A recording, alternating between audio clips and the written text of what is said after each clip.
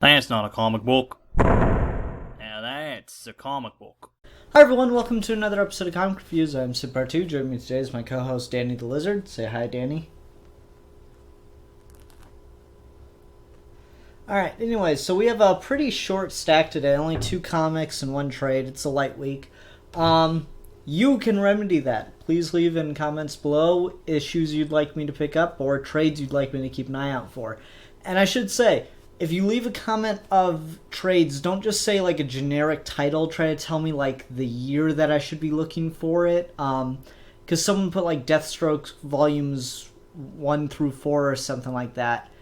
And I assume they meant that they mean pre-New 52 Deathstroke. But, you know, just in case, try to give me a year that it might have come out or like the era it might have been if it doesn't have a specific title. Specific titles are much better. Because it's much easier to find, you know, Zorro Clashing Blades than it is Zorro Volume 2. Because there's going to be a lot of that. So, yeah, if you can leave specific titles, I'll keep an eye out for them and do my best to get a hold of them. And, of course, monthly books, leave those in the comments, too. I would love to get more monthly books that people are suggesting. Marvel's got a lot of stuff coming out really soon, so please, anything you'd like to see me talk about here on the show, leave in the comments below. But let's go ahead and get started with the last thing I read, which was Doctor Who, The Five Doctors, number 5 of 5, which took a while for this issue to come out. I don't know if like my store was just slow or what, but like the other issues were weekly. But anyway, it felt wrapped up too quickly, which is what I was afraid of. Like I mentioned that we were, you know, so many issues in and we never really got a proper 4th Doctor. The 4th Doctor in this is the double version of the 12th Doctor, unless you want to count, you know, where is it at? You know, the one panel in which the 9th Doctor shows up. And he doesn't even get to say anything. They just talk about how awesome he was, which is kind of weird, but okay. So, like, it's weird that the 4th Doctor, that the 12th Doctor is the villain, and also that's a really bad panel of Capaldi's face. Right there. That's an ugly face. Anyway, it's weird that it's a book called 4 Doctors, and yet the 4th Doctor is the villain. I was really hoping for either, you know, Eccleston or McGann's Doctor to show up. I really need McGann's Doctor to show up in the comics at some point. He's too cool not to. Anyway, so it did wrap up really quickly. Oh, wait. 8th Doctor number 1. I'm putting that on my goddamn list. Awesome. Fucking awesome. Anyway, so, like, I was afraid reading this that, you know, it was a lot of setup and a lot of wait, shit, what?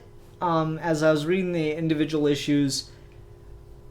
And it's not that this doesn't deliver on everything, it just feels really quick. I felt like we could have gotten another issue out of this.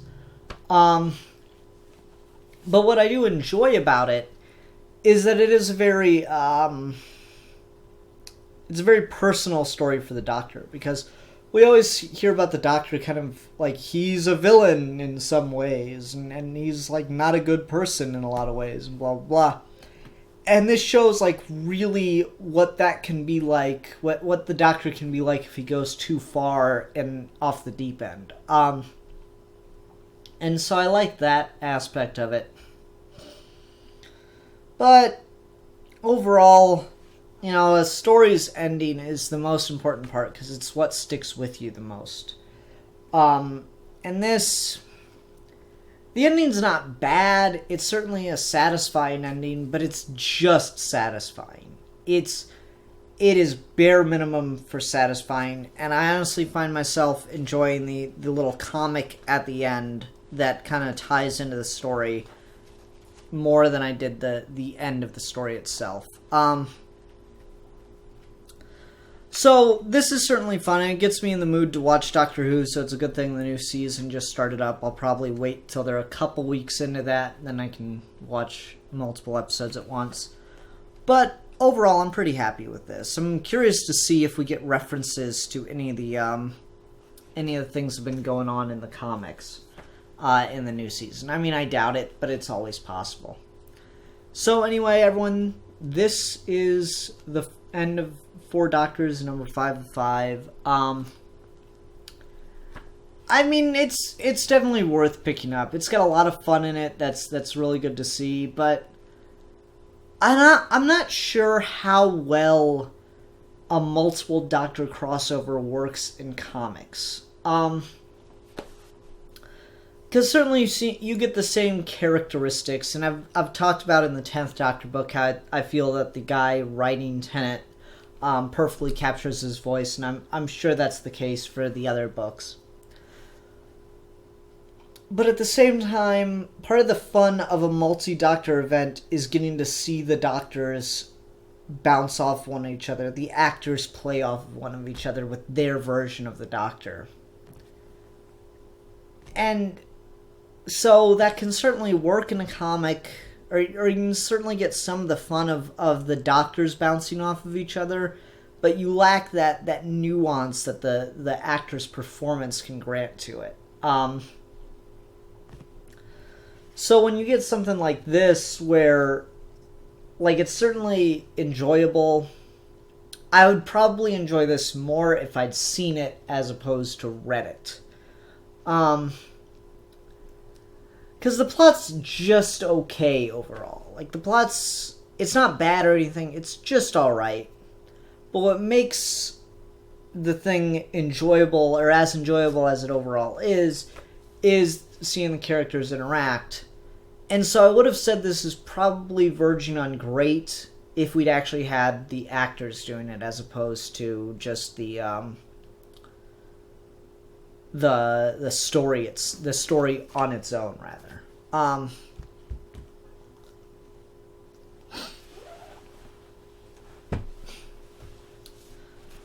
Deadpool vs Thanos, number 2.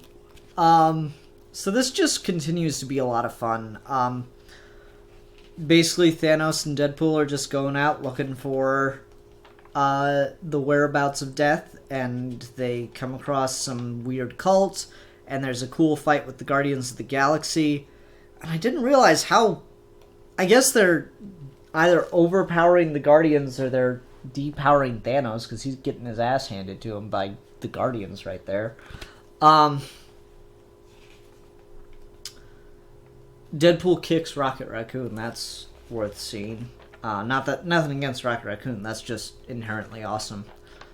But yeah, it is just Thanos and Deadpool hanging out, which is a lot of fun to see. Character interaction is great in comics. Don't get me wrong for what I said about the 4 Doctors book, but character interaction here is a lot of fun to see it, and just see how annoyed these two are with, or not, how annoyed Thanos is with Deadpool, but also how Deadpool is just digging in at him, just trying to piss him off. That's a lot of fun to read and get some of the interactions of it.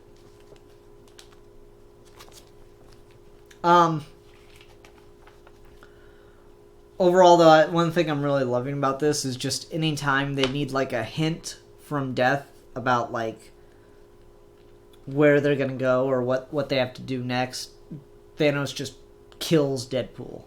And then Deadpool comes back to life and lets them know where they gotta go.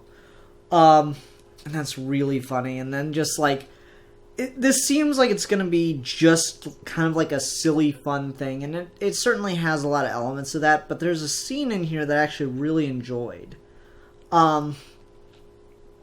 So, like, Deadpool asks Thanos, "So what is the deal with cursing me anyway?"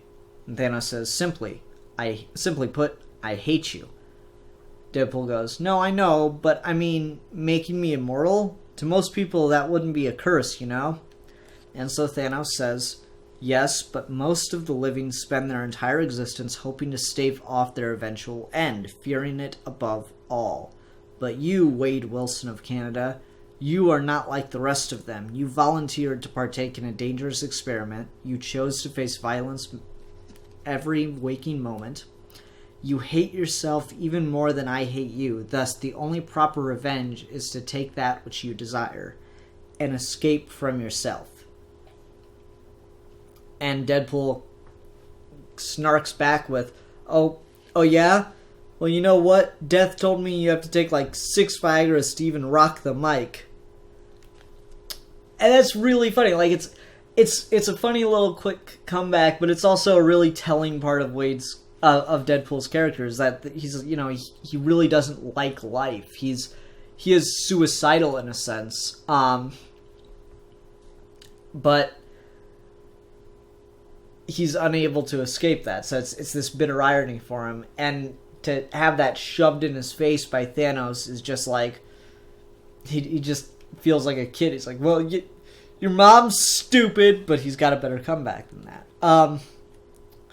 So that was a lot of fun, and it's a lot of fun. It's also got a little bit of good in it. Not a lot. I mean, it's not like super deep or anything. At least not yet. I mean, that moment's kind of impactful, but it's not like character altering or whatever. It kind of just confirms something we already know. But at the end here, we're starting to get back to the origin a little bit with Deadpool, which could be interesting. So the idea that maybe we're going to kind of delve into his origin and get more into his head, yeah, it could be really cool to see. So far I'm really enjoying this. It's just a fun idea, so obviously they're going to have a little fun with it, but they're also, it looks like they're attempting to kind of go somewhere with it, which I'm excited about. And he's off. Onto my leg. Thank you.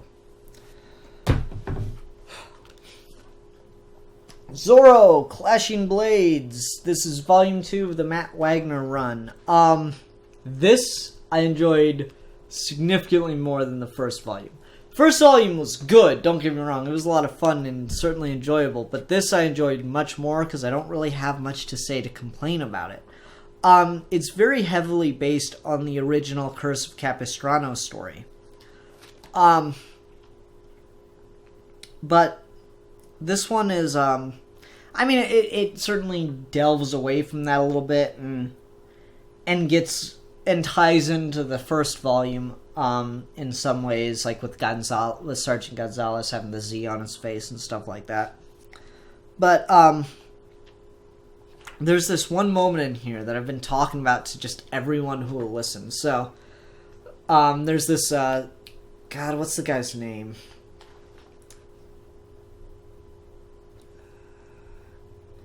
What is this dude's name?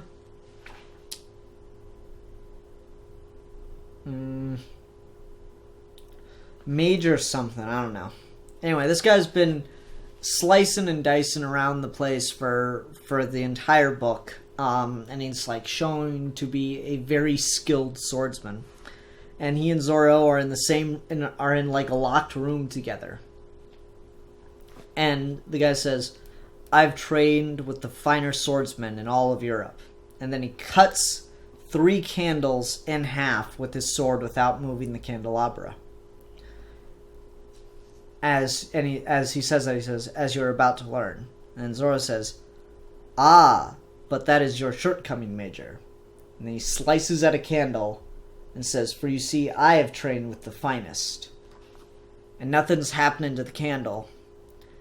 And the Major says, "Ha, your bluster is nothing but..."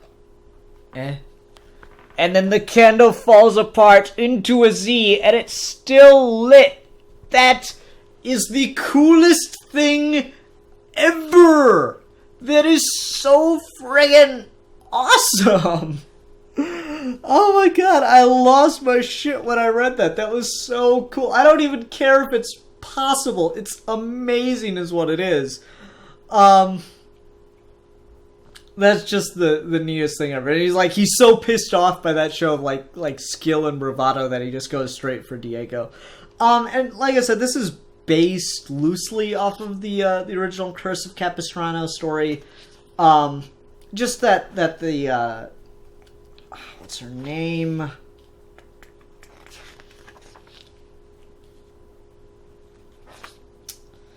I need to learn names better. Oh, crap.